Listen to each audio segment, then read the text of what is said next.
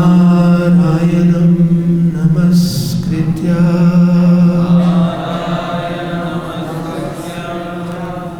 naram chaiva narottamam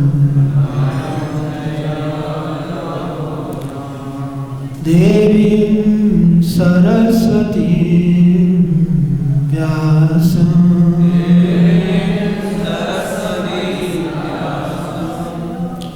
tato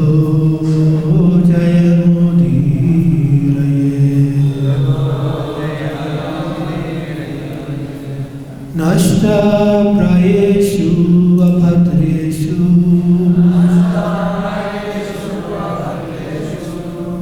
nityam bhagavata sevaya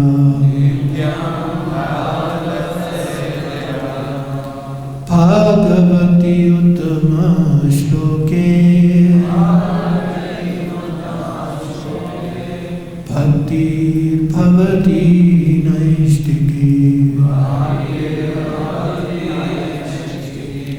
Thank you very much.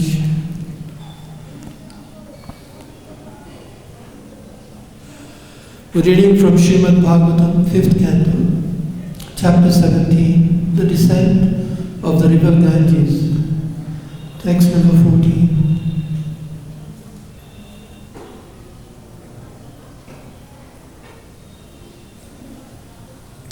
I'll read the verse myself. Navasu api varsheshu Bhagavana Narayano Mahapurusha Purushana Tatanugrahayatama Tatava Vyuhinatmanatayapi Sanithiyate. Please repeat. Navasu, in the night. Api, suddenly. Varsheshu, tracts of land known as varshas.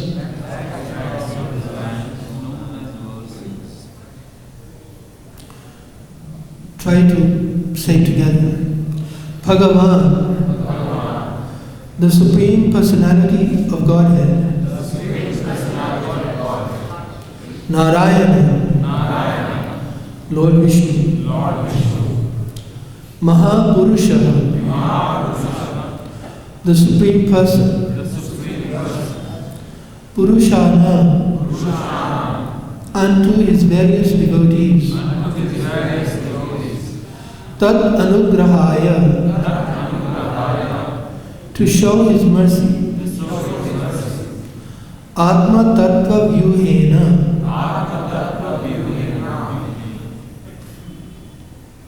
by expansions of himself, in the quadruple forms, Vasudev, Sankarshan, Pradyumna and Aniruddha. Atmana, personally. Adya api, until now. Sanithiyate, is near the devotees for accepting their services.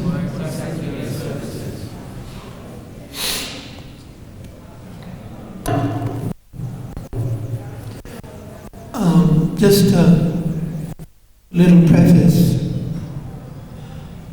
On the cover of the first canto of the Srimad Bhagavatam, there is the picture of the spiritual world. And the question has been asked, well, where is this description in the Srimad Bhagavatam? First of all, as we will actually learn in the purport, the particular picture of the spiritual world, the fact that Lord Balaram comes from Lord Krishna, and then there are the four expansions of Sankarshan, Aniruddha, Pradyumna, and Vasudeva. Then the next four These are mentioned in the other Puranas. So some of this is going to be explained today. The particular expansions mentioned in the verse are to do with those that are present in the material world, not the spiritual. But I just wanted to explain that sometimes, for example, this is relevant where sometimes people ask this question, well, is Krishna an incarnation of Vishnu? Because that's the assumption. That's why Srila Prabhupada had that cover made for the first canto. To explain, actually, the original Supreme Personality of Godhead is Krishna. And everything else expands from him, from that form, that person. Not the other way around. So sometimes people think this is the Hare Krishna, people's kind of view, meaning it may not be true, but actually it is true. It predates the Hare Krishna movement. This understanding is there, but because people do not read scripture very carefully, therefore they do not know. So one of the assumptions is that Krishna is an incarnation of Vishnu. So this topic today discusses or touches upon this point about the various expansions of Lord Krishna. Translation. To show mercy to his devotees, in each of these 9 tracts of land, the Supreme Personality of Godhead, known as Narayana, expands himself in his quadruple principles of Vasudeva, Sankarshan, Pradyumna and Aniruddha. In this way, he remains near his devotees to accept their service. Please repeat. To show mercy to his devotees in each of these 9 tracts of land, the Supreme Personality of Godhead, as Narayana, expands himself in his quadruple principles of Vasudeva, Sankarshan, Pradyumna, and Aniruddha. In this way, he remains near his devotees to accept their service. So, just to paraphrase, the Supreme Personality of Godhead makes himself available for receiving the service of his devotees in these 9 tracts of land, these 9 varshas, Navasu Varshesha. Purport. In this connection, Vishwanath Chakravarti Thakur informs us that the demigods worship the Supreme Lord in his various deity forms, Archa Vigraha, because, except in the spiritual world, the Supreme Personality of Godhead cannot be directly worshipped in person. In the material world, the Lord is always worshipped as the Archa Vigraha, or deity in the temple. There is no difference between the Archa Vigraha and the original person. And therefore, those who are engaged in worshipping the deity in the temple in full opulence, even on this planet, should be understood to be directly in touch with the Supreme Personality of Godhead without a doubt. As enjoined in the Shastras, Arche Vishnu Shilati Gurushu Naramati, no one should treat the deity in the temple as stone or metal, nor should one think that the spiritual master is an ordinary human being. Unquote. One should strictly follow this Shastric injunction and worship the deity, the Supreme Personality of Godhead, without offenses.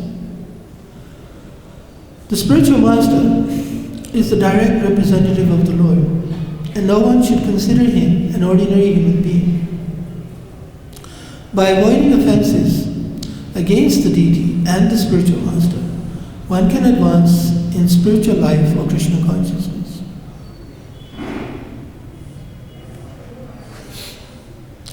There is a development of a devotee from the first canto to the end of the Srimad Bhagavatam, the 12th canto. And by degrees, and now we're in the 5th canto, being elevated.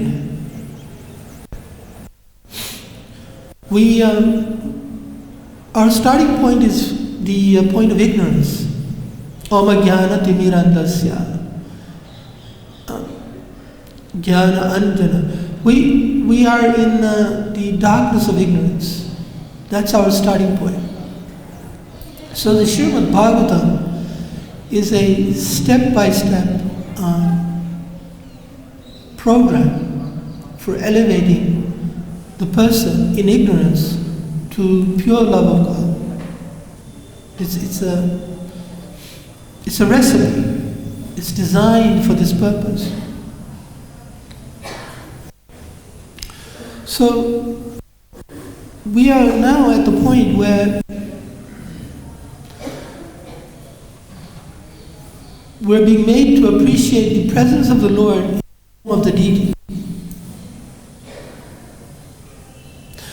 Now, if you cast your mind back, in the Bhagavad Gita, Krishna asks us to appreciate his presence in the form of various material manifestations. The shark, the water, the air, the wind, the sun, the moon, the Himalayas, the mountains. Because that is our beginning level of appreciation. That's what we take note of. In the beginning, our consciousness is at that level. So, I'm trying to reconcile why there are different expressions of God mentioned in the Vedic literature. Why does not Krishna talk about the deity in the Bhagavad Gita? Because the living entity who needs to hear the Bhagavad Gita is not at the point where he can appreciate the personal presence of God come in the form to accept our service. In the beginning, the living entity thinks, I'm the body. And to serve the needs of my body is the goal of life. To eat, to sleep, to mate, to defend. That is his conditioning. Ajnana, timirandasya, the darkness of his illusion. And he is not pretending, he really does think like that. Everything he does is with this consciousness. So that is why Srila Prabhupada would often say, Bhagavad Gita is the ABC. It is the preliminary study for spiritual life. And Srimad Bhagavatam is the graduate study. And Chaitanya Charitamrita, the postgraduate study. Why? Because of this. Because of the living entity, his position. So we have to refer back to Bhagavad Gita again and again, referring back to our ABC to understand where we are now. The deity is not stone. The deity is not metal. The deity is very kind. It's very merciful. When you have come to this stage of your spiritual life, you start to appreciate this. And if you have this appreciation, you can avoid all the offenses. that one may commit in worshipping the deity. Offenses generally take place because we do not have the required realization for whatever activity we have taken on. And that is why the neophyte is cautioned from imitating the activities of the advanced devotee, because he will commit offenses. And offenses are not very helpful in spiritual life. They make us, they put us in the category where Krishna will deny us the opportunity to offend.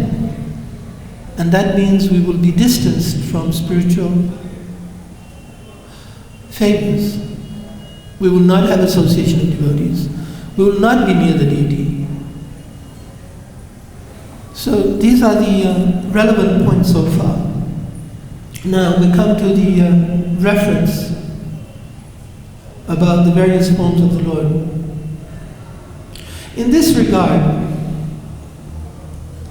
the following quotation appears in the Laghu Bhagavatamrita.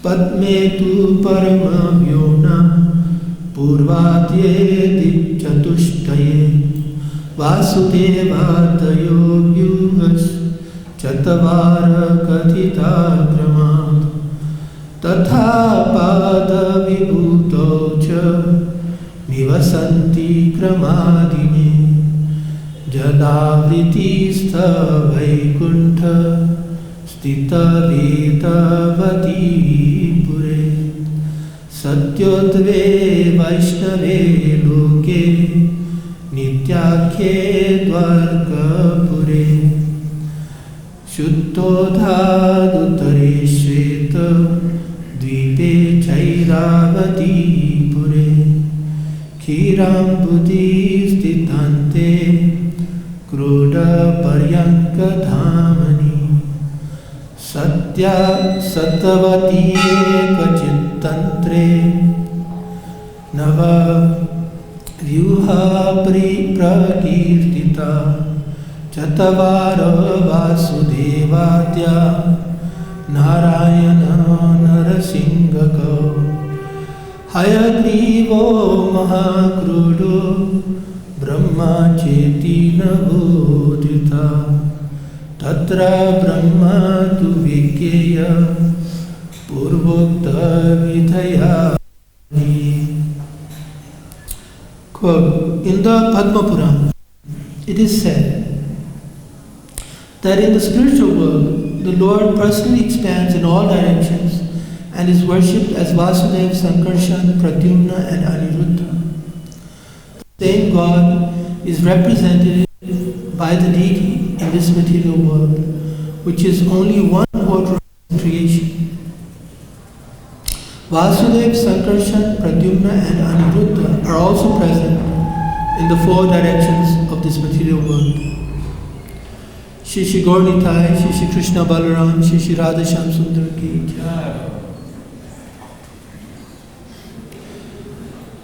Vasudeva, Sankarshan, Pradyumna and Aniruddha are also present in the four directions of this material world. There is a Vaikuntha Loka covered with water in this material world, and on that planet is a place called Vedavati, where Vasudeva is located.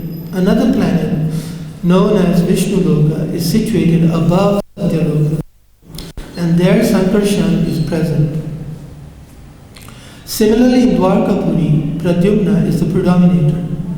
On the island known as Svetadri, there is an ocean of milk, and in the midst of that ocean is a place called Airavati Pura, where Aniruddha lies on Ananta. In some of the Satvata Tantras, there is a description of the 9 Varshas and the predominating deity worshipped in each. Vasudeva, Sankarshan, Pradyumna, Aniruddha, Narayana, Narsingha, Hayagriva, Mahavaraha, and Brahma. The Lord Brahma, quote, unquote, the Lord Brahma mentioned in this connection is the Supreme Personality of Godhead. when there is no fit human being to empower as Lord Brahma, the Lord himself takes the position of Lord Brahma. Tatra Brahma tu Vigyeya Purvokta Vidhaya Hari. That Brahma mentioned here is Hari himself. Om Ajnana Timirandasya Jnananjana Shalakaya Chakshara Unamilitam Yena Tasmai Shri Gurave Namaha. Namah Vishnu Padaya Krishna Pristhaya Bhutale Shrimate Bhakti Vedanta Swaminiti Namane. Namaste Saraswati Devi Gauravani Pracharine Nirvishesha Shunyavadi Paschatyadeshatarine. Jaya Shri Krishna Chaitanya Prabhu Nityananda Shri Advaita Gadadhara Shivasadi Gaura Bhaktavinda. Hare Krishna Krishna Krishna Hare Hare, Hare Rama Rama Rama Hare Hare.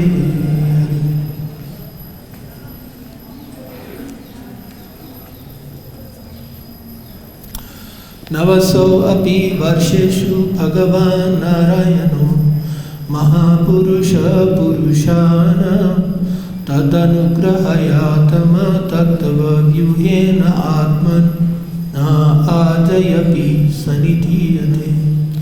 To show mercy to his devotees, in each of these 9 tracts of land, the Supreme Personality of Godhead, known as Narayana, expands himself in his quadruple principles of Vasudeva, Sankarshan, Pradyumna and Aniruddha. In this way, he remains near his devotees to accept their service.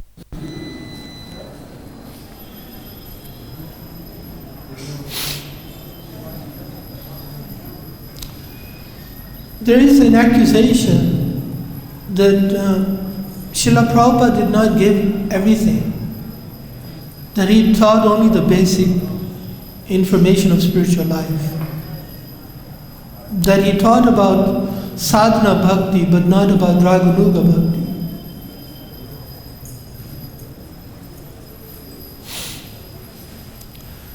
This is not true. Actually,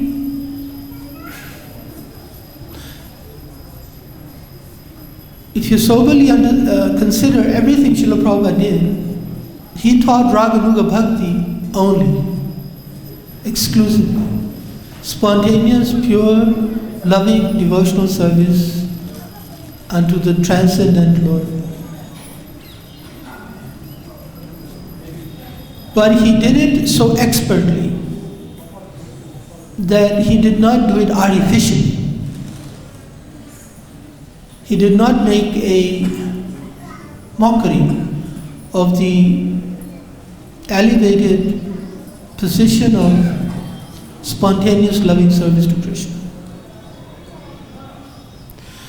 He did it in such a fashion that a person who was immersed in the modes of nature, goodness, passion and ignorance, could become free from those modes and engage in spontaneous loving service to Krishna. So the question may be, well, why so much emphasis on the morning program?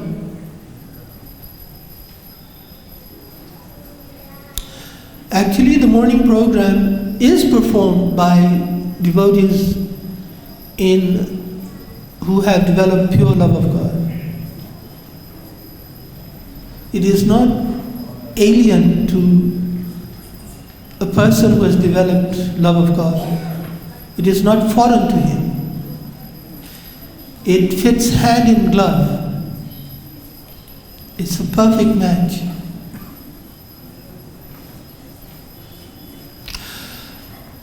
An example has been given of a lady who has a paramour.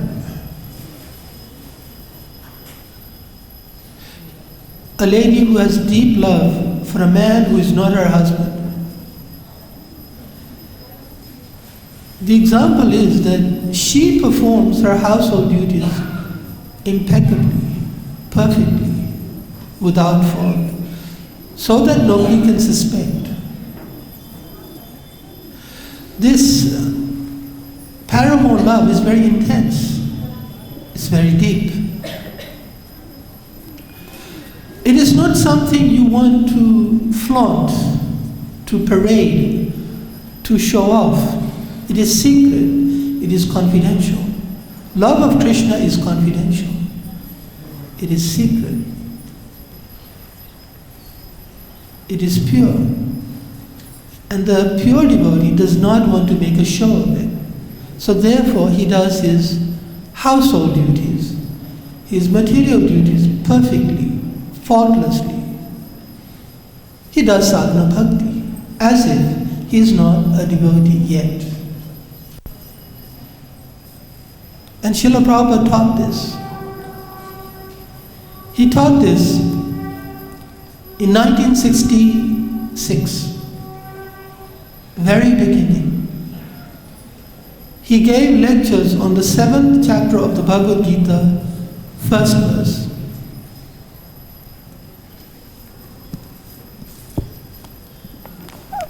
It's worth looking at it.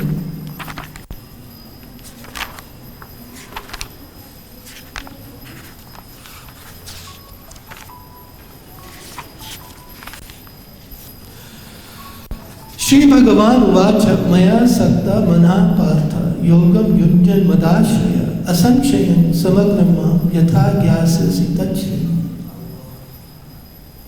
The Supreme Personality of Godhead said, "Now hear, O son of Pritha, how by practicing yoga in full consciousness of me, with mind attached to me, you can know me in full, free from doubt."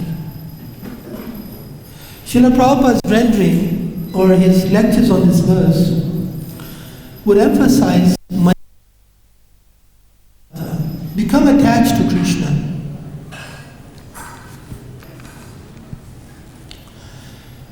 And this is the basis of having love for God, to be attached to God. We are habituated, we're conditioned to being attached, Prabhupada would say, to dog, not to God. We have to transfer this attachment. And the process by which you will transfer this misplaced attachment is the process of sadhana bhakti. This is what in Hindi is called prashikshan, training. We are untrained, we are habituated in the wrong way by our modes of nature, goodness, passion, and ignorance. And even if you're not attached to dog, you may be attached to a demigod. That is also misplaced. So it is not only the person who is attached to the dog who has a problem. It is everyone who is not yet in pure love of God who has a problem. Everyone.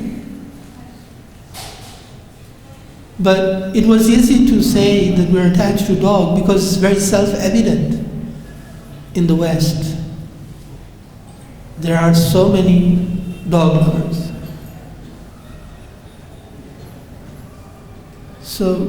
But we should not think that if I'm not attached to a dog, I'm okay.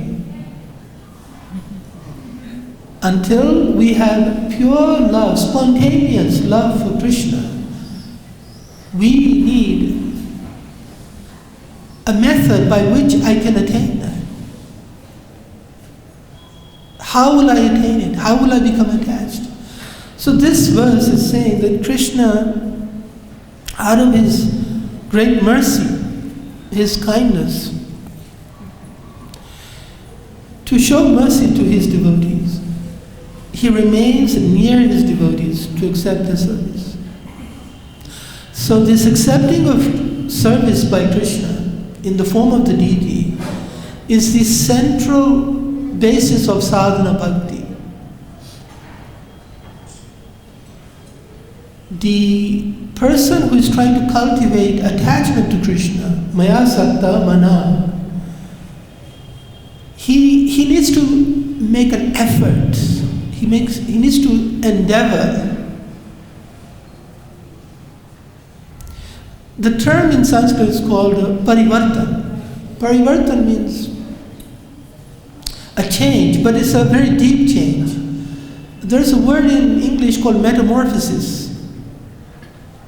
When something changes completely. A metamorphosis takes place, for example, in the lava of a volcano. It's very, very hot. It metamorphosizes, it completely changes the rock from one kind of rock to a different kind. It is so hot. It is so intense. So this parivartan, this complete, parivartan means complete turnaround. It cannot happen in a superficial fashion. For example, it is not enough just to put on a dhoti and a sari. It is a change of heart. There was an album in the 1970s called The Change of Heart. Anyway, interesting. I just pointing out illustrations where devotees were attuned to the fact that we have to develop love for God. It's not a new thing. I do not know what is the basis of this accusation that Srila Prabhupada taught only the ABCs. It is completely false, baseless, without foundation. And it is, Prabhupada pointed out in the purport, there are offenses to the deity and offenses to the spiritual master. Because you minimize the spiritual master. You minimize the fact that he has given you everything, but you say, no, he did not give everything. That is a great offense. We have to safeguard ourselves from such offensive thoughts and mentality. And the evidence is there. Mostly people do not hear Srila Prabhupada's lectures. If you hear them, he does not hesitate to explain spontaneous love of God. Anukulyana, Krishna Anushilana, favorable to Krishna, loving Krishna, having deep attachment for Krishna. How will you do it? You're steeped in the modes of nature. You think of I, me, mine, my body, my mind, my wealth, my health, my love affairs, my. There's one tape called My. Prabhupada's lectures, title. The material disease. My. This is actually the reality. How do you change that? Krishna, he is interested to change us, so he comes in the form of the deity. But the person who can understand, God is so kind. I can personally serve him, I can love him. You develop your love by rendering service.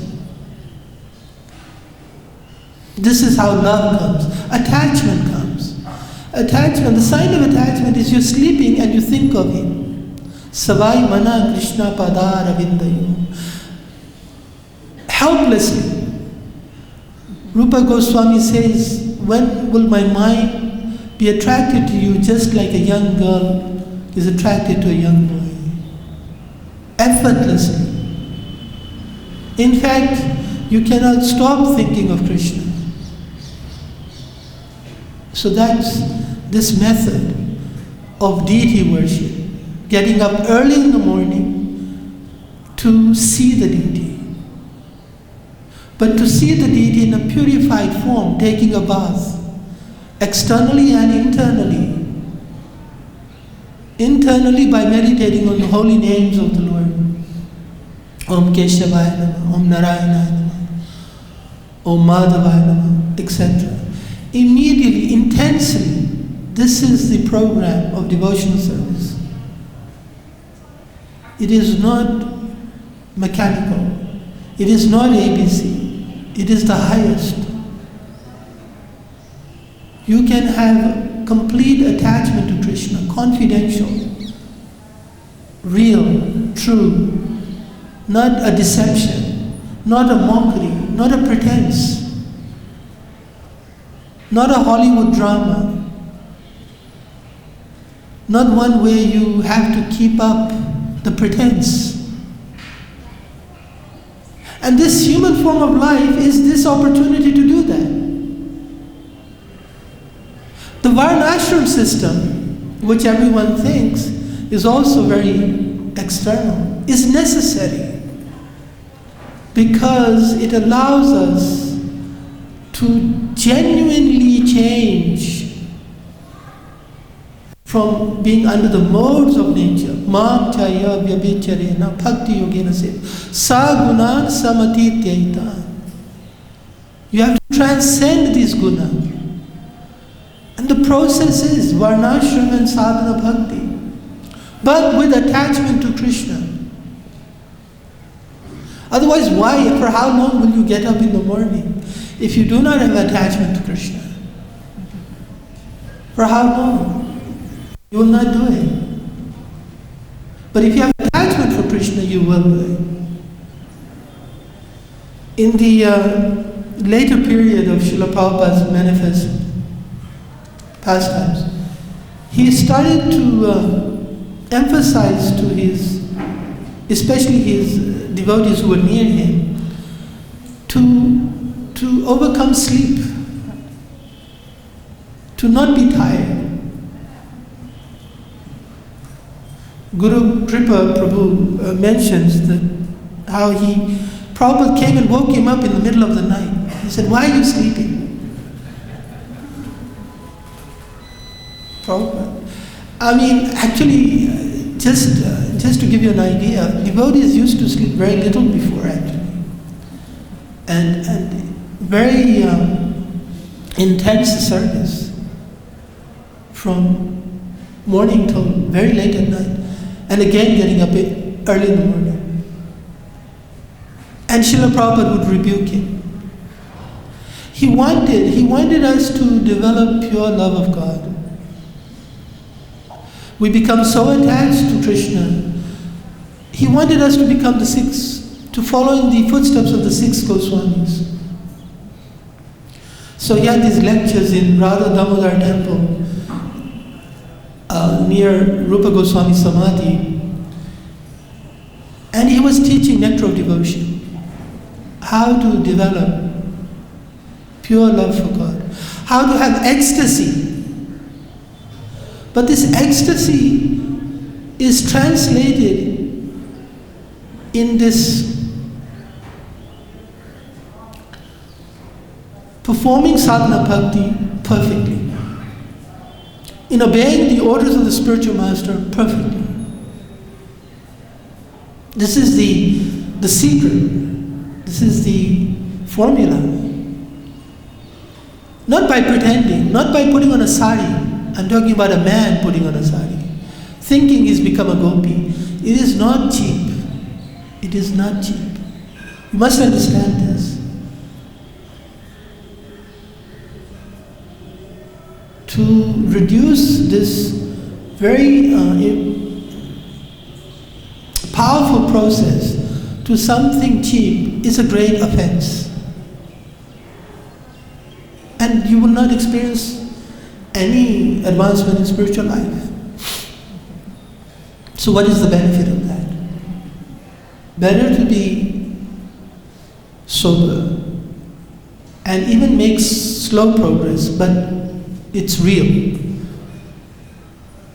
Neha vikramanashusti pratyavayu nividyate swa alpam api asya dharmasya. It has to be real, genuine. And the bedrock of this real and genuine is surrender to the lotus feet of the person who has pure love of God. Srila Prabhupada is that person. There may be others We don't know, but him we do know. He is self-manifest. There is no doubt. There may be other great luminaries and self-effulgent objects, but the sun we do know. The sun we know. It is self-luminous, self-effulgent. Srila Prabhupada we do know. We should become very faithful and focused on that, instead of letting our mind wander. Vyavasayatmika buddhi ekeha kurunandana. Be fixed in this. Do not let your mind wander or waver by these foolish ideas that for something more you have to go elsewhere. No, nowhere else. Right here. At the lotus feet of Srila Prabhupada, you shall attain perfection. But you have to be serious. In the words of Srila Prabhupada, you cannot be a fool and a rascal who is deceiving himself, thinking it is cheap, thinking I have been a devotee for 5 years. Bahunam janamanamante. It takes many, many lifetimes. Be that serious. This is the importance here. So the deity comes to afford us the opportunity to practice genuine Krishna consciousness, that we may attain genuine Krishna consciousness. So these are some of the points. If there's any questions or comments. Can you pass the mic, somebody?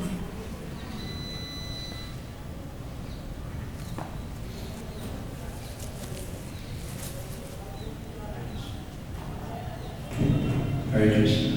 I want to seek some clarification on some of your gloss.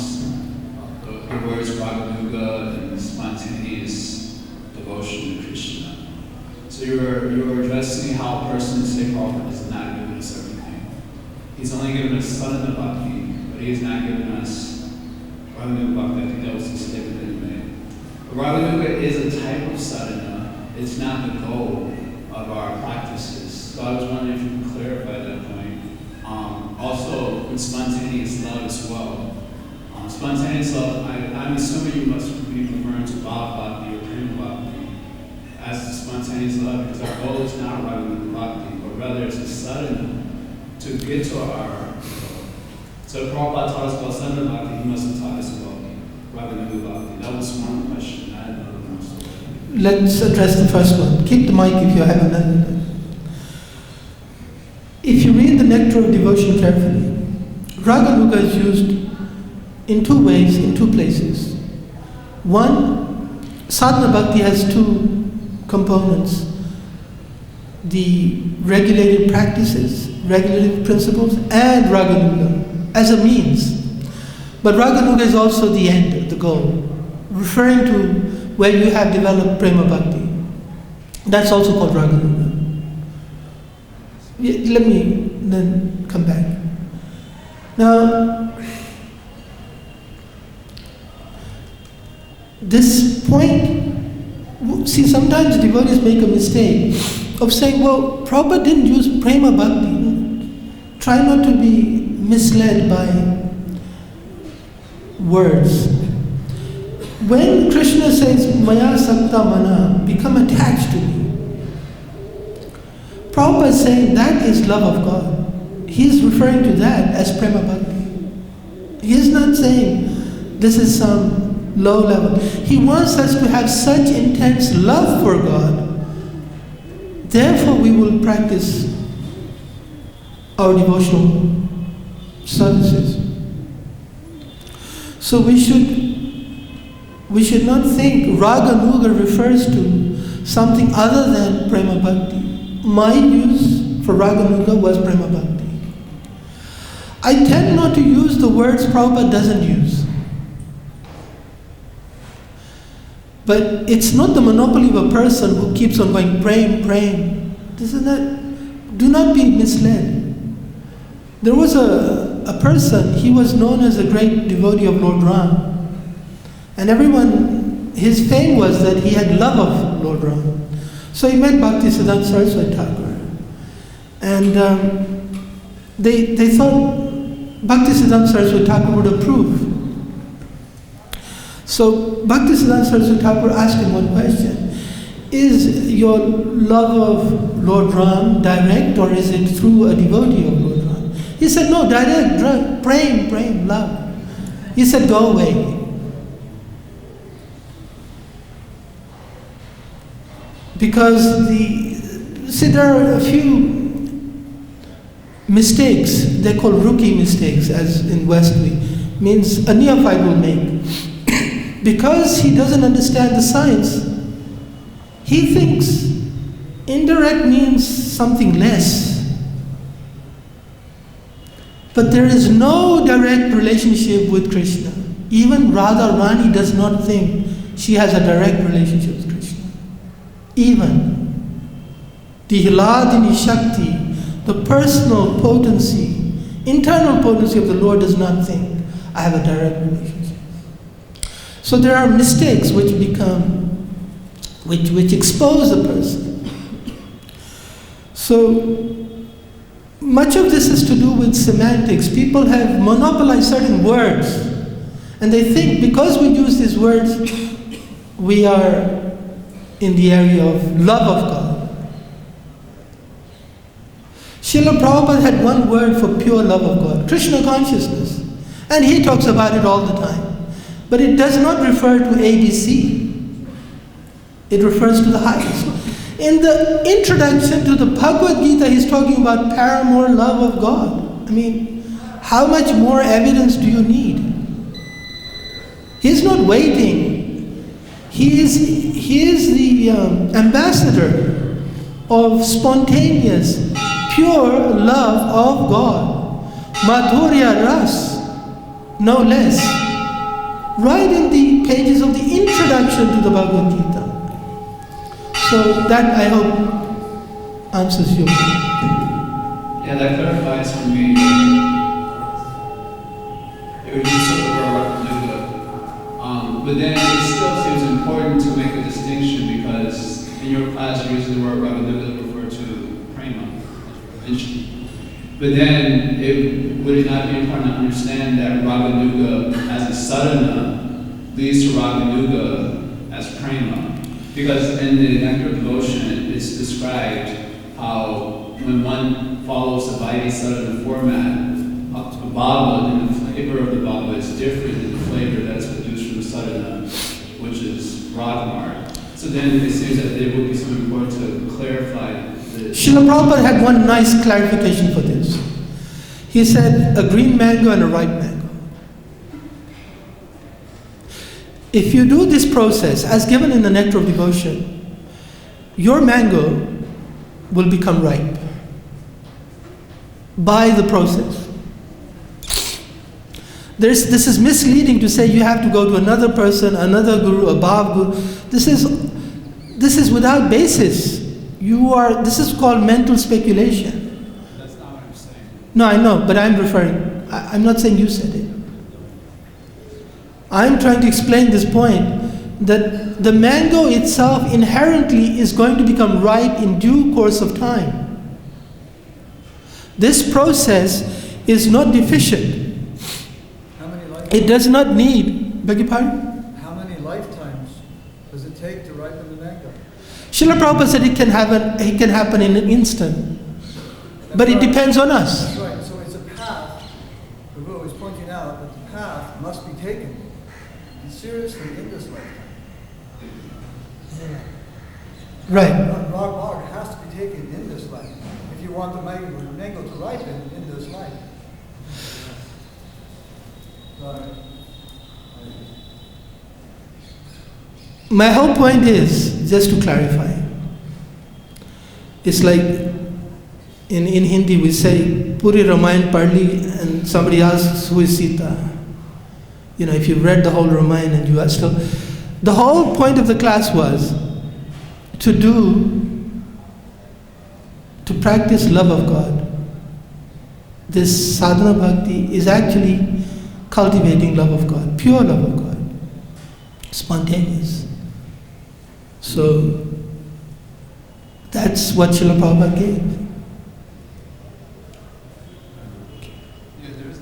There was absolutely no contention at that point. What's your... My clarification is that when one follows Vaidhi sadhana, it leads to a certain flavor of love, and that's what we hear from Nectar Devotion. And when one follows Raganuga sadhana, then it leads to Raganuga prema, and the way you were glossing it.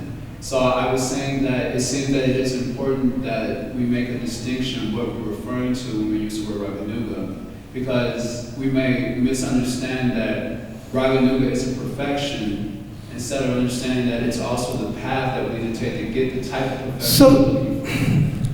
maybe without using the word, it is both the means and the end. Okay? Prabhupada has given us pure love of Godhead as the means and the end. So there's no difference. You're not going to do anything different. If you're thinking that at some point you have to adopt a new method, that's a mistake. That means you never understood the first one properly, correctly. Not about a new method. As you mentioned already, you've already told us this, that there are two methods for achieving prema. One method is Vaidhi sadhana. Another method is Raganuga sadhana. No, actually I did not say that. I said the Prabhupada gave was Raganuga sadhana. That's what I said. Okay. My whole thesis was that he has given us that sadhana. He has not given us just sadhana. That's my whole point from the beginning to the end. Either there's a problem in communication, but that is my point. I didn't say there are two. I said there's only one he has given. Technically, the other one exists, where you do not attain pure love of God, where you're too fixed in the rituals. But Prabhupada didn't give us that. That's my point. So, okay, now I'm getting a different element. So you're saying Prabhupada distributed Raganuga sadhana. Thank you. That's what you're trying to clarify. And then that leads to Raganuga prema in the way that philosophy, like the... That's my point. You have a question? Sorry. Okay. Any other questions or comments? I have a second one. Pass the mic.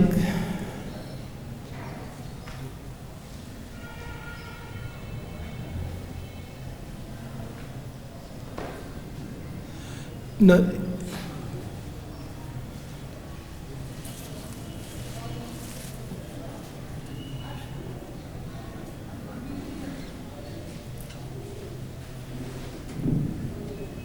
Probably just a simple little question. Why can't pure Krishna consciousness be saying it's pure health, the actual Krishna consciousness? Why bring down the idea of concept of health, real health? It's actually the same, but it's pure Krishna consciousness, right? Yes, Prabhu. Yes. Simple. Thank you. Okay. Srila Prabhupada ki jai. Srimad Bhagavatam.